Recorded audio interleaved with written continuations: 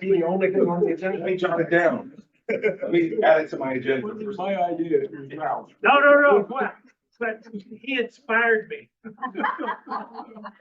Well, this is somewhat of a, Jason, said, yeah, could you, So you're in desperation, you're the. I was, yeah, I guess I'm plan A or B, I'm plan B. Yes, C. Have you lost the crowd yet? So we can have some fun, we can sit and chat. What did you want to talk about first, Jonathan? I just came in with my coffee and sat beside Mr. Steve, Strawberry. and everything just started flowing. Well, we'll go ahead and get started. I don't see These kind of seats in the sanctuary and semi-circle. That's, Those, the kind that, well, we got a controversy already. Which seats? we want them in a circle in the sanctuary. That has been talked about. That's been brought up. Well, one of the group's commissions, and so this is very, very formal.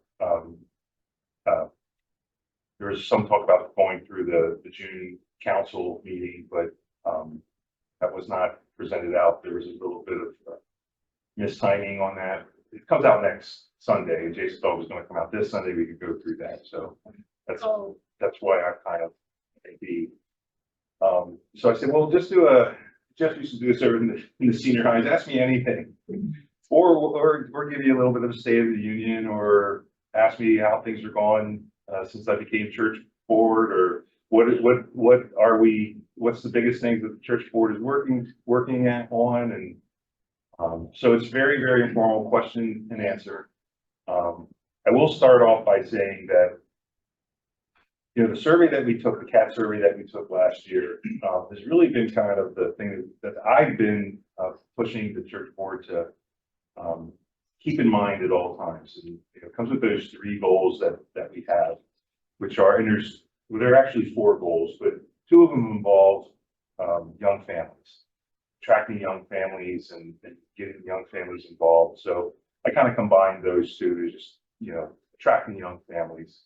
The other one is community engagement. And so when you say community, you have to kind of think about, okay, what is my community? And that could be pretty broad. You know, it could be our neighborhood, or it could be well beyond that. And then the third one, that's just, no, I just want to roll here. I can't think of it. Community, outreach. Outreach was important. Those are the things that the congregation said were important to them. So that becomes important to me, and becomes, again, important to the board. So that when we give commission reports, I'm asking them in their commission reports to, if you're doing anything with those items, please make note of it. And let's celebrate it, and let's acknowledge it, and let's communicate it.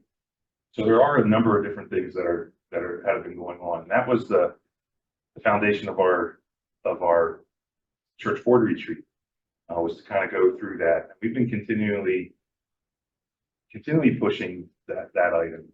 The young families is not going to be, you have to celebrate the small successes when it comes to young families, because it's not going to be like all of a sudden there's 20 new people. It's not like, you know, we do one thing and all of a sudden 20 young families are here.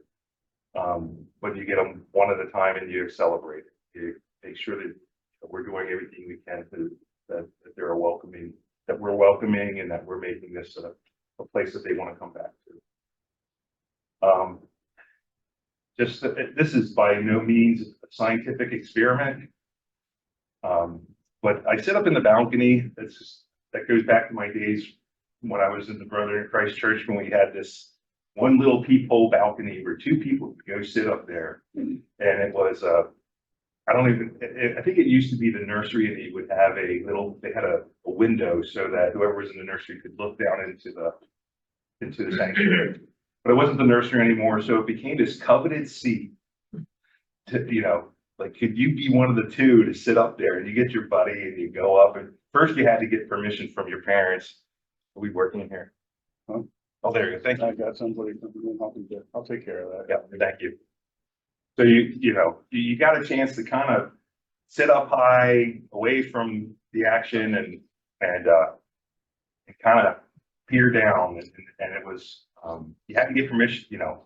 My parents were probably about 25%. I would get permission to go up. Others were 100%. I was jealous of those that could get up there anytime that they wanted to. I had to really, you know, I guess my mom or dad would say yes. If I asked 4 times, and I would get 1 time, I'd be able to go up. So I always loved sitting up in the balcony. I don't know. So when I started coming here and there's a balcony, I'm like, I can go up 100% of the time. And the whole reason I'm telling you that is, I was looking down on the congregation, you know, standing up, looking down the congregation, and I don't know what I started. You know what? That's a family that's a young family. That's a young family. You know, there's a young family too. And then I just started counting the heads. Now, again, this is not a scientific experiment. I hope this doesn't offend anyone. But I started doing a percentage of people that had gray hair, people that didn't have gray hair. Just because that's one thing that you know, if you look into the sanctuary, it's everybody's got gray hair. Like, well, no, they don't. Where did I fit into that? So you're in a different category. But it was something that, like, okay, there are young families that are here, and I see young families with their little children. And so they're here when we have children's time. You know, sometimes it's 7 or 8 kids, and other times it's like 15 to 20. So, you know, that's something to celebrate. We want to keep that going. And so I just want to make sure that we know that when we have some successes and there's something to be positive and hopeful for, that we see that. It's probably important to keep doing that ritual, because, I mean, it's a public commitment to children. Yeah. The children's time, you mean in service? Yes, yeah. I haven't heard any discussions about that going away, and quite honestly, that's one of my favorite times of the worship service. It's interesting to see the dynamics. You get to know the personalities of the kids, and how the person who's doing the children's time handles the kids. I've seen a couple different I don't know, their strategies. Thought it was interesting with David Radcliffe. Oh yeah. Yeah, I think he shushed the kid. He's getting old and cranky. Which, oh, that's, you know what, sometimes kids need to be shushed. But that was interesting. But yeah, I like children's stuff. So, all right. I'm gonna open it up. I want to see if you guys have any questions for me. I didn't want to talk to you about some other things, but just anything, give you an opportunity. If you don't have a question now, it's fine. Well, I will start because I'm on this membership committee. And so we're looking at the membership of our congregation. Yeah. We're not looking at getting rid of people, but the commitment to our district and our brotherhood with that. I'm really curious how the board ever decides how much to give to the district, how much, and is there another way of doing that? Because I think we are saying we have 460 members, which on a regular Sunday is not, I mean, on most Sundays. How do you determine what you're giving to the district? You appoint a committee and ask them to study, then come back with a recommendation.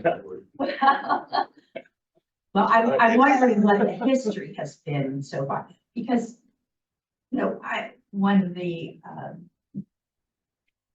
comments has been, let's take the average attendance. That's what our membership is, the average attendance on Sunday morning.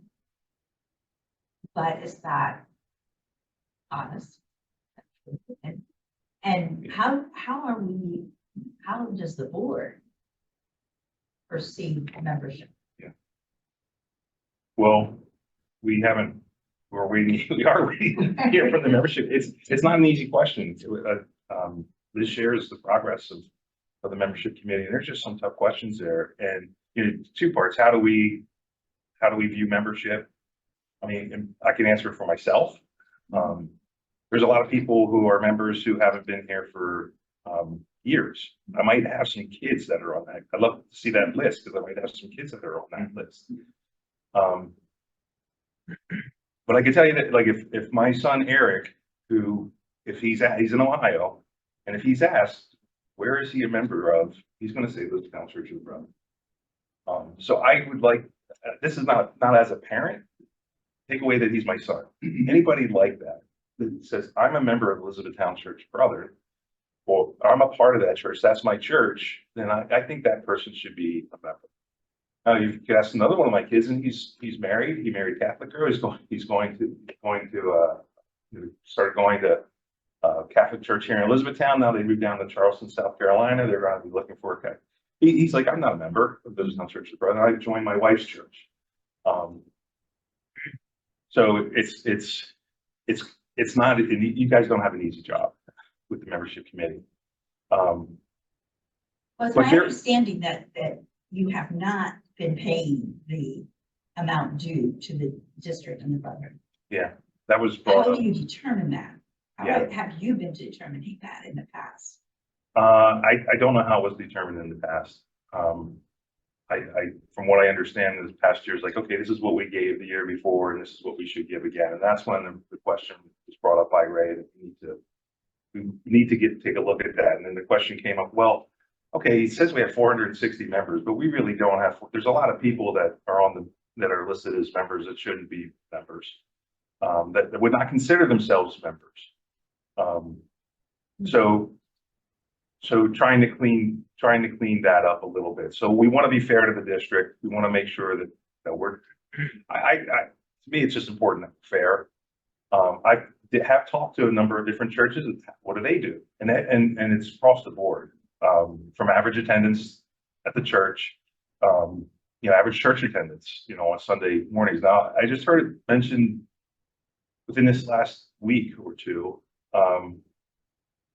Somebody was saying that, they're not somebody that is here on a Sunday morning, but they're involved. They're doing things. They're involved in some group that we have organized, whether it be Peace and Violence or Gun Committee or the Earth or anything, that one of those groups, but they're not a Sunday morning attendance person. So, like, obviously that person is involved, and should be and is a member of one of this council. But my son, who's in Ohio, who wishes to be here, he just has very fond memories of here, and I'm up in the air on whether he should be a member or not. I think in the past, when I was growing up as a teenager, the whole idea of numbers was important to the church. That made you a special church, how many people you had. I don't think that's where we're at all. And I'm not sure that's where churches need to be. Just having a high number. Yeah.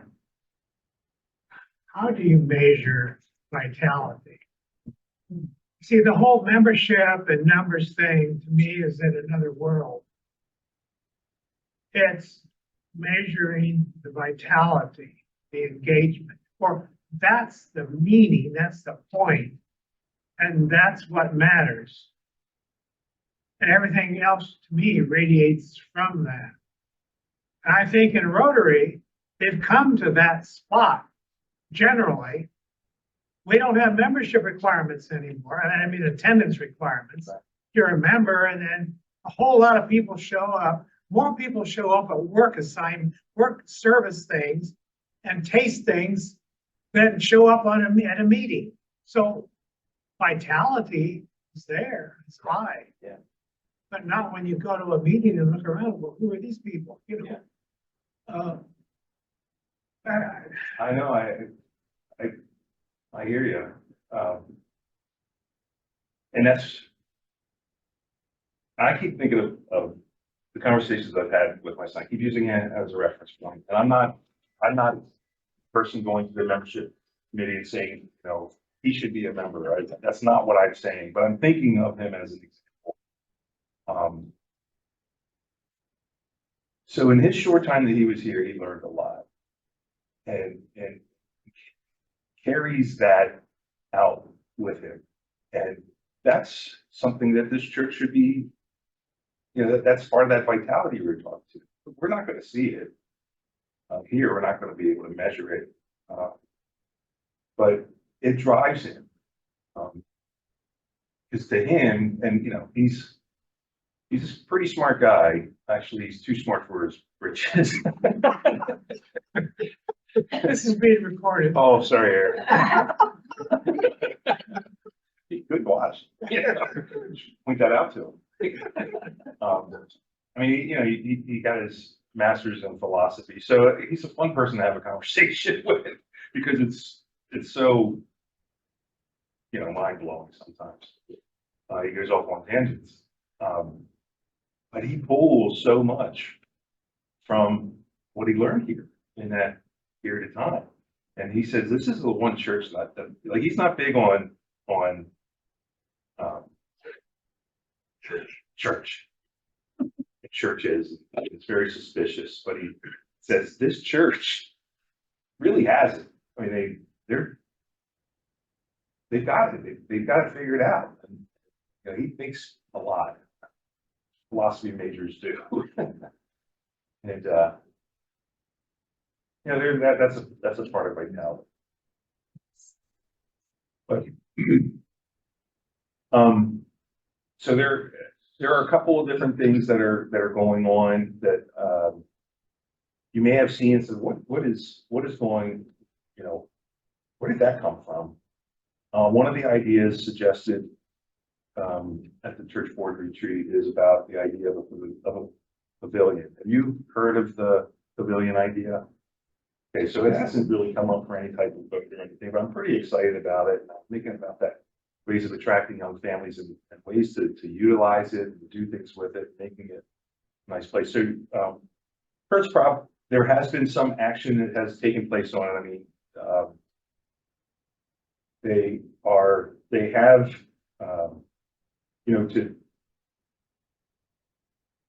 to discover if we should do it or if we can do it, you kind of have to put some work into it to see if you can do it. Is it feasible? Are we even allowed to? So there was a land study that was done.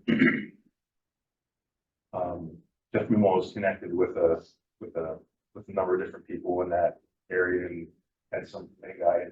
The parcel that's next, that's where the Memorial Gardens is a separate parcel from this church, which I never knew. And that comes with different rules and things like that. And you got to go through the borough and you got to get all this thing. So before we bring it to congregation to say, hey, what do you think about this? Do you guys want to build a pavilion? We got to find out if we can. But I'm excited about that. So Kurt's going to share a little bit more there. Jeff did do a drawing. He did go visit some other churches that have pavilions and what they're doing with them, and how we could utilize it. I think Anvil, Linnets, Hempfield has one too. Some Kurt and some other folks visit a number of different churches and their pavilions. That's kind of exciting. So if you've heard about like what is going on, it is just so far early at the beginning stages that it's not anything that it's not excited about. You're not going to see bulldozers moving earth or anything like that at this point. And obviously we can't do that. We want to make sure we get buy-in on that. Which Kurt? I'm sorry, Kurt Sollenberger, Oh, okay. who heads up resources. Okay.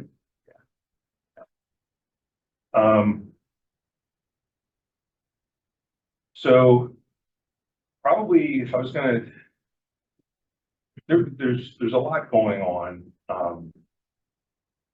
Right now we don't have an HR committee. And so the executive committee right now is serving as the HR committee. The other piece that is probably the biggest challenge is the gifts discernment committee. I think we're supposed to have 5 people on there. There's 2 people that are on it right now.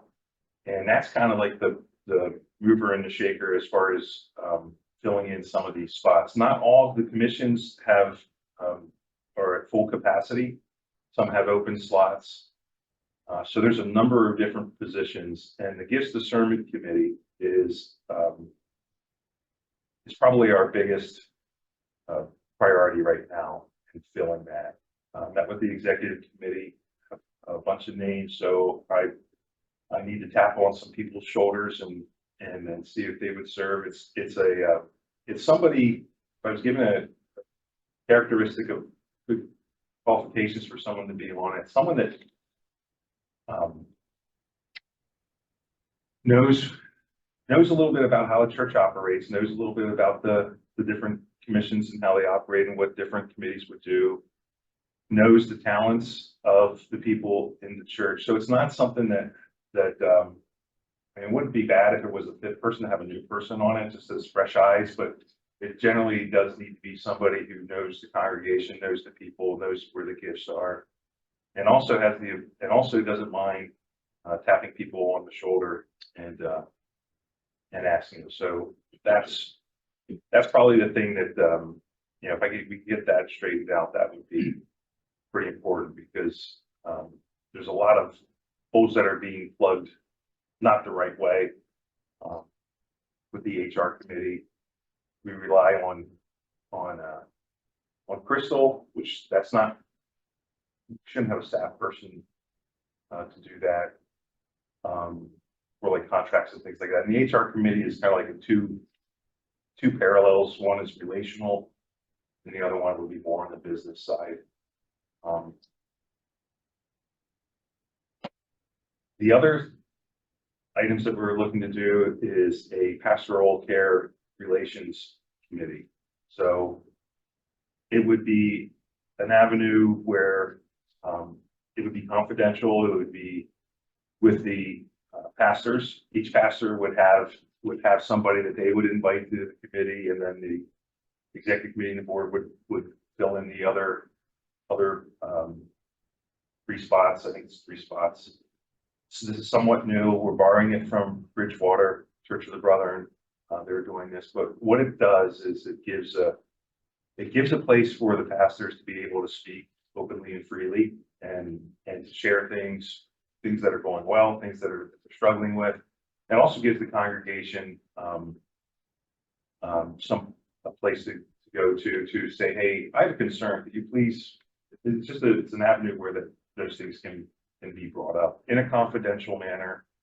So it's kind of it opens up better communication.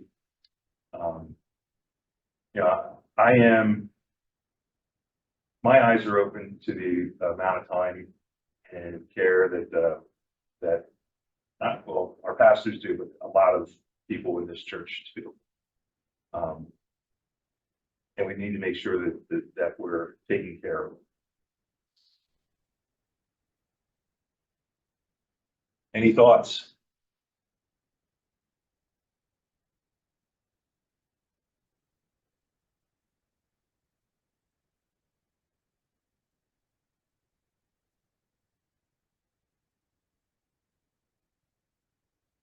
Would you care to give an update on committee that was studying the fund? Yeah. Remember what you called it? The Endowment Integrity Committee, yeah. So, the Endowment Integrity Committee has been meeting for over a year now. And our goal was to present it to the board, a recommendation, and then ultimately have it come to council. We had a little bit of a hiccup towards the end, where so the Ray Lacrone withdrew from the committee the last 2 months, month and a half ago, towards the very end. Felt that he had pushed the question far enough. Felt that he should take a backseat. We were using a lot of his work in our recommendation. And he felt that, that he would be better titled as a technical advisor as opposed to somebody that was on the committee. It was kind of like the 4th quarter and we're getting down 2 minutes to go and they're right there in the goal line and yeah, kind of like a little bit of a bump. But we still move forward. It did slow us down a little bit. We did take the recommendation. And by the way, the recommendation that the committee is making, and it's kind of full body. The current strategy right now is a 4% disbursement based on a 7% return. So that's an ever increasing endowment. It just keeps growing, right? Ray challenged that. We agreed with his challenges, looking through it, what it says, 2,300 times in the Bible and Jesus' teachings and, the full commitment. We felt that we should do more. I mean, there's problems now that are happening that we should do more with and that we can do more. So that's the recommendation from the committee. We're recommending that it's going to be a 10% disbursement based off a 7% return. If there were no additional givings to that endowment would have a lifespan of about 30 to 35 years. 32 years, I think, is the number. Where we get down to a point where we should no longer take from that endowment because we want to have that endowment as a emergency fund. So we take it down to where the emergency fund level would be, and it would be 32 years.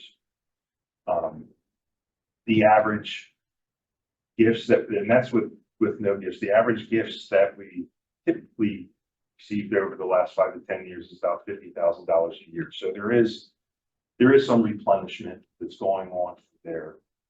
The committee strongly recommends that gifts that are designated, that they be non-designated gifts, that it should be the church body that decides what to do with the money that is gifted to the church and not specified towards a specific thing. You mean the donors should not be allowed to? Well, we're not going to say they can't, but we're strongly recommending that they do not designate it towards a special project or whatever it is, that it should be decided by the church body.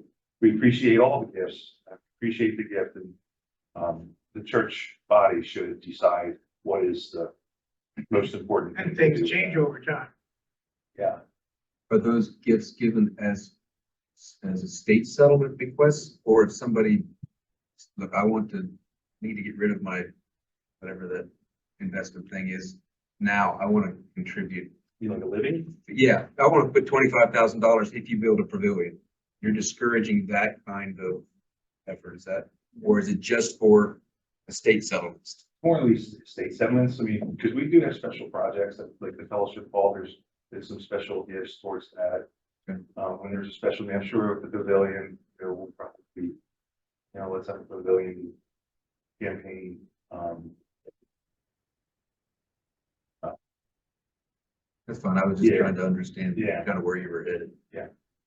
Yeah, so we took it to the finance committee. We've talked with a number of different, we talked to all the commission chairs, brought them in, we brought in different stakeholders.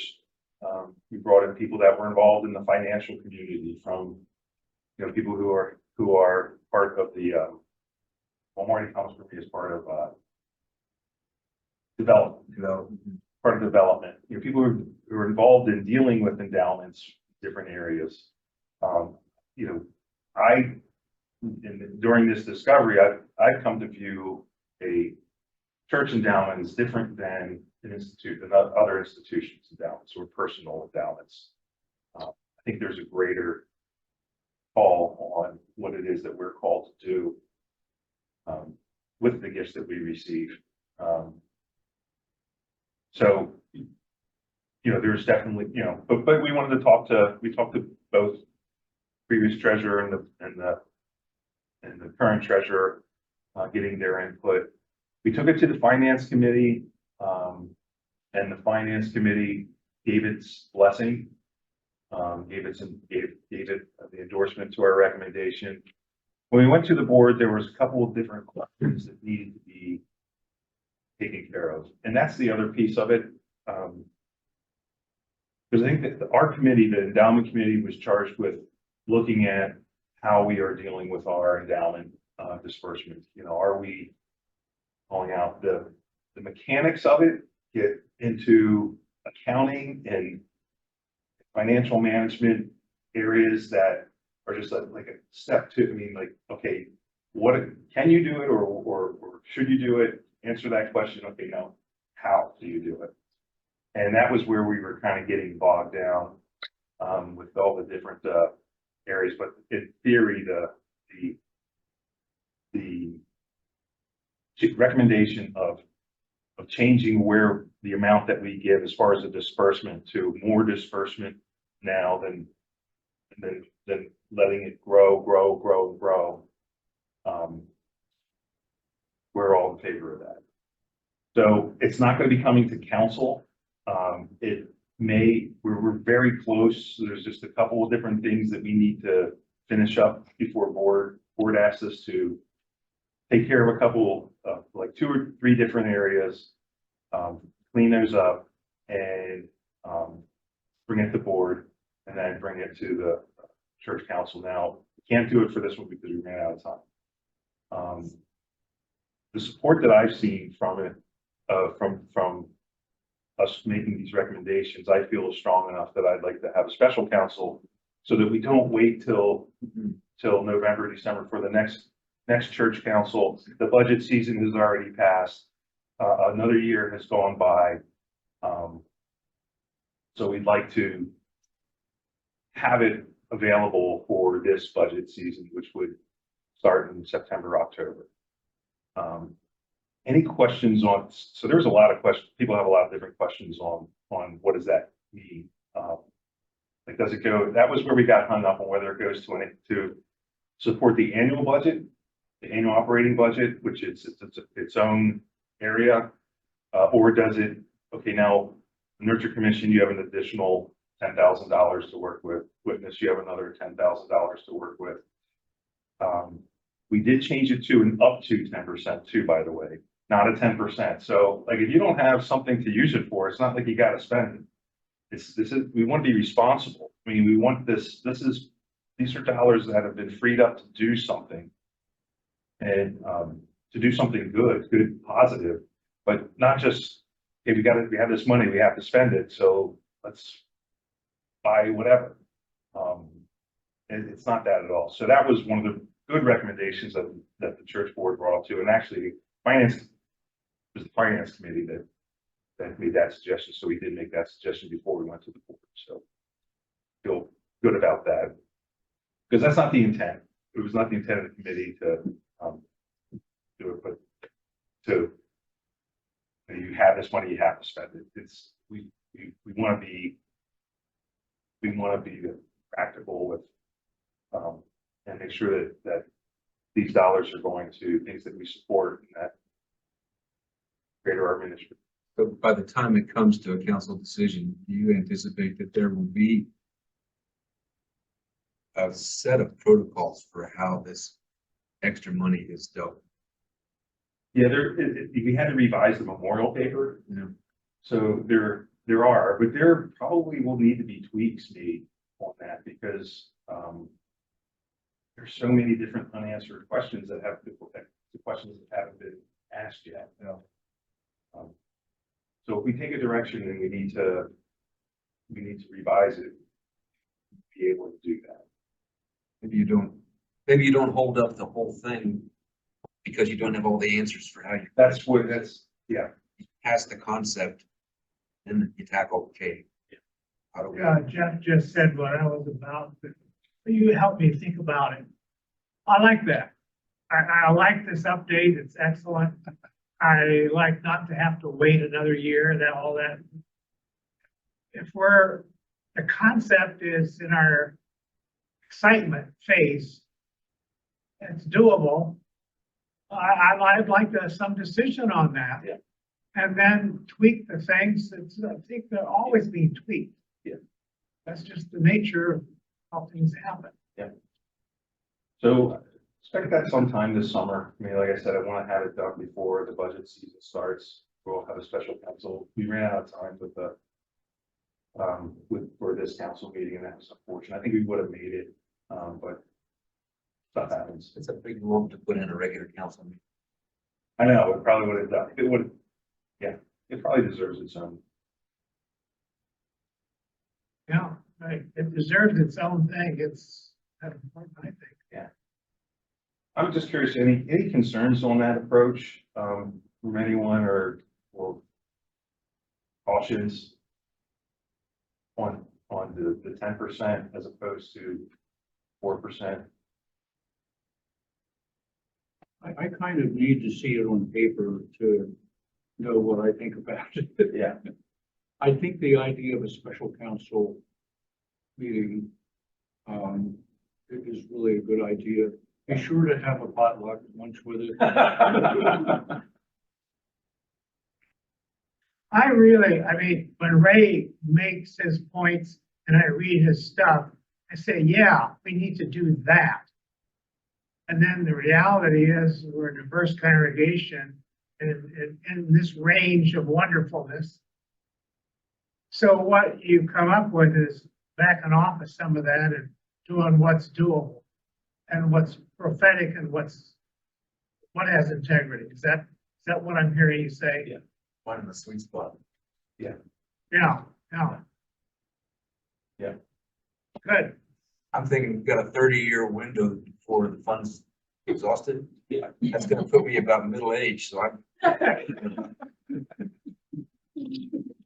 Hey, we just gotta, now is need. I keep coming back to, I can't feed you today, but I can feed you later on. No. No, I'm hungry now.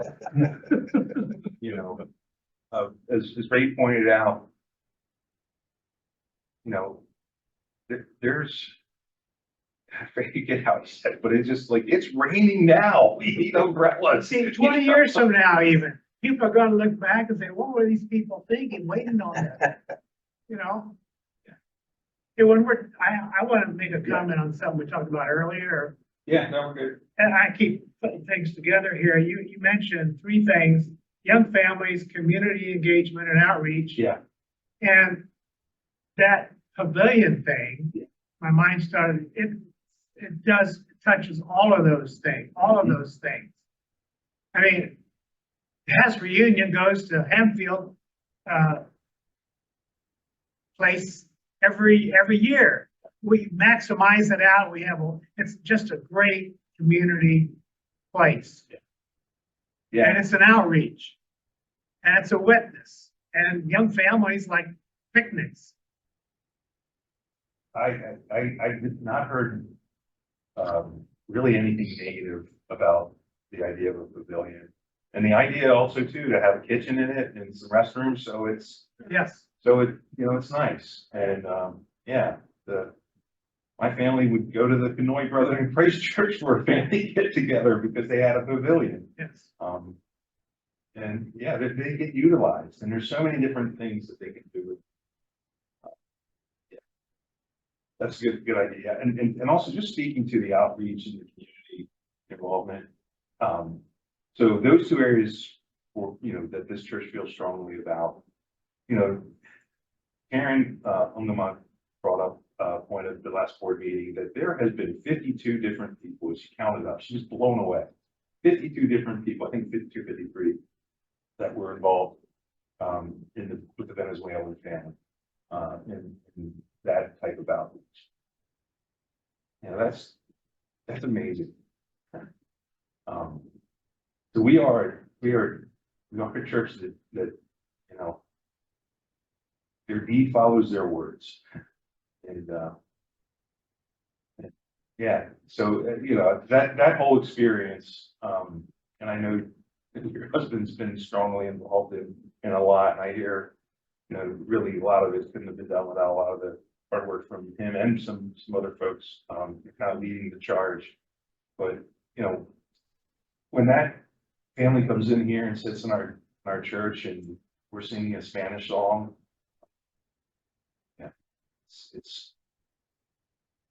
it means a lot. And then on community outreach, just community engagement. I look at our what we've done with our building from Monday through Friday. And what gift we are giving to our community. Daycare has, if you watch the news, if there's a special report, you're gonna you hear a lot about daycare and the expense of it to young families. That it's a big chunk of their income, goes towards daycare. And, the fact that this church provides affordable daycare or helps Subsidized. subsidizes affordable daycare for our community. I think it's great. And yeah, I know it does require some more maintenance and things like that. I get that. And that's frustrating. And I get the frustrations for those that are involved in taking care of that. I mean, they're putting a lot of hard hours, and that doesn't go unnoticed here. It's not undervalued at all with me, but I think if this church sat empty Monday through Friday, that we would be not living up to that community piece of it. So that's how I feel about that. I know that's comes with a lot of it comes with a lot. I was listening to a podcast the other day, and they were talking about finances, and they were talking about the church's need to make sure that they're tight, which kind of fit into the endowment piece. But you look at that, how we subsidize the daycare and things like that. We're doing much better than tithing. We're giving it our all.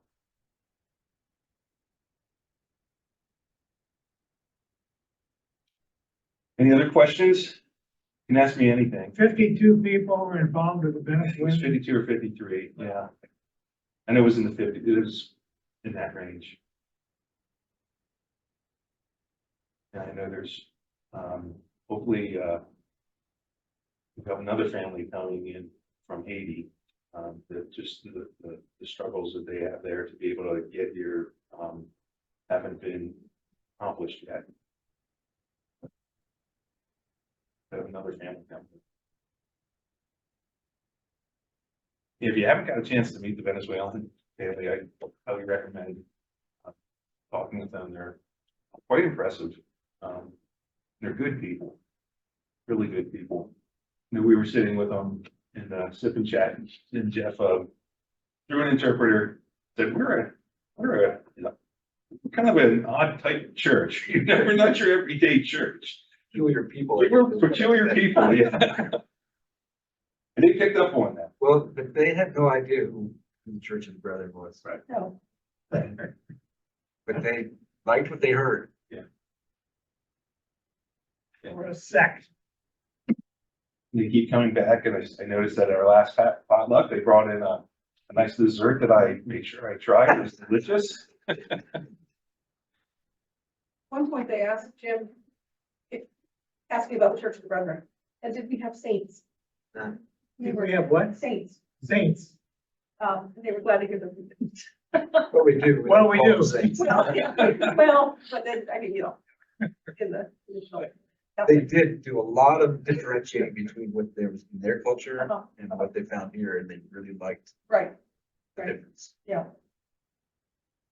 No. Yes. What time do we have here? Oh, we got another 15 minutes. We were hoping it was. You run out of wind, I can't swim another lap. I'm glad you stepped up, the board chair. I hope you did it with a certain amount of fear and trembling and excitement. I'm glad I had a year behind Jeff to observe. Well, I think you're doing a great job. It's a, When does your term end? Who's that's a great, in line next? that's a great question. Gonna be reelected, right? I just started my first year of a 2-year term. So, Beginning in January. in January. Yeah, so I guess I would be done, what is it, like, at the end of 25, so 2026. And we need a church board, chair-elect. Somebody, Oh, Kevin, next Yeah. year. yeah. So that's all not, if you know. So right now, there's no church board elect. So we need to know There's no that. church board, no church board elect, no moderator elect either. Yeah. But They're out there. they're out there. Yeah. I just don't know it yet.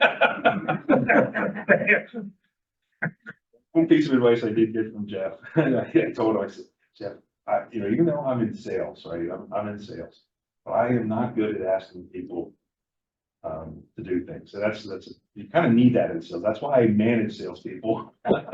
And I said, I'm just not good at asking people to do things. She said, well, get over that. Which was wonderful advice, which is actually good advice, you don't have to like it, you just have to do it. Just get over it. I like that. I learned that from raising 2 kids. Just get over it. Who was saying that to whom? I was saying to the kids, Oh. or as they stomped up the stairs, furious at my wife and myself, I said, they'll get over it. And they always did. So I have one more question. We have been so fortunate to have Liz part of this ministry team. And I think her term is coming close to an end. Is the board making a recommendation? Need me to step out. I hated to ask. Yeah, well, I can't go into all of this, but yes, we're fully aware of that, and I'm a little gun shy because I talked a little bit too much at one area, and I said, hey, this is supposed to be confidential, so I'll just let you know that fully aware, You're working on it. we're working. I was not aware that it was so close to ending the time. I think August, which is 3 days from now. like, Seems like it, yeah. Yeah, some boards here, Tom, that's about right.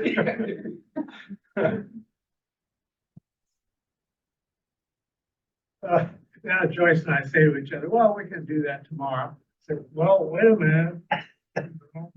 Tomorrow was yesterday. Time has a way of. But it's good time. It's just such good time. Yeah, I would just say in my 5 months as being board chair that I'm not regretting my decision. But that way, it does take a lot of time. But it also has opened my eyes. There's a lot of there's a lot of people, and it's not just, it's more than a handful of people that really are committed. They give up a lot of their time for this church, and it kind of like, it seems like it's like, when somebody is, okay, I need it's like a relay team. I need someone to pick up, somebody else comes and picks up the slack. So, yeah, I mean, the fellowship hall, there was, people went above and beyond, in that process. And in a lot of other areas, I see all the work, that the deacons do. But that's another area that will be talked about at the church council, kind of a reinvention of our deacon body and expanding in a way, looking at it differently and expanding. But yeah, there are some events that I get to come to, and somebody has been there there's been a crew that has been there for a couple of hours, and then they're going to be there a couple of hours afterwards, putting things back together and bringing it back up. And they do it over and over again. And just the number of people that I see in that meeting, it's impressive. I think a lot of church leadership is providing the structure or the opportunities. People want to do those things, but they need somebody to kind of give them permission or to set up the process or make it roll. Just amazing what people are willing to do. If you can inspire them a little bit and nudge them.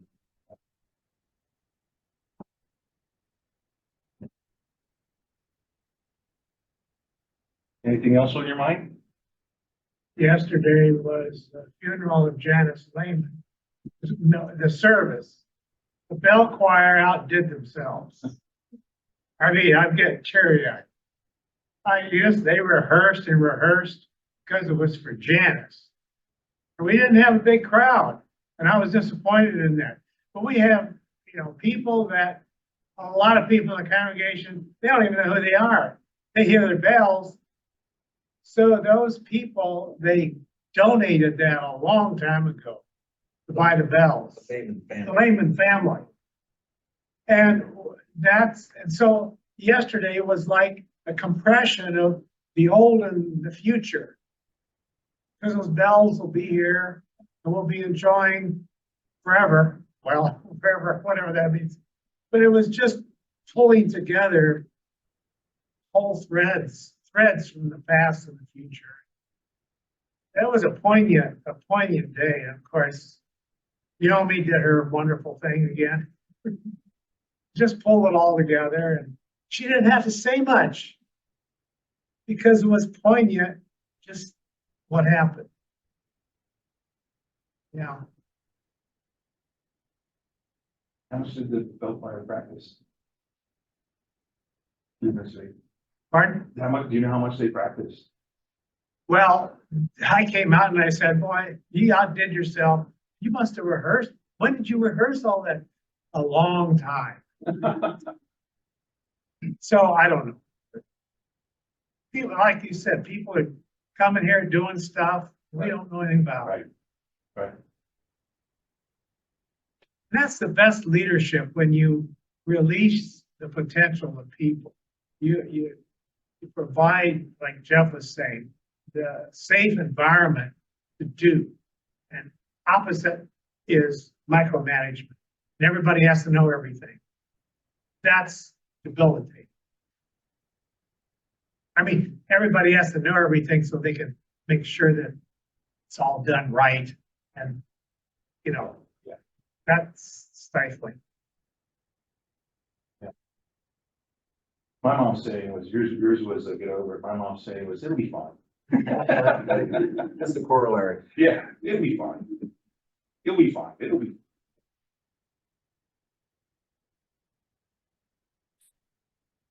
Well, I don't know that I have anything else to go over. Well, we're all grateful, Yeah. very grateful for what you do. Thank you. Yes. It's important stuff. Thank you. It's a great group of people. I said I would. Well, I don't regret my decision. So, it's all more.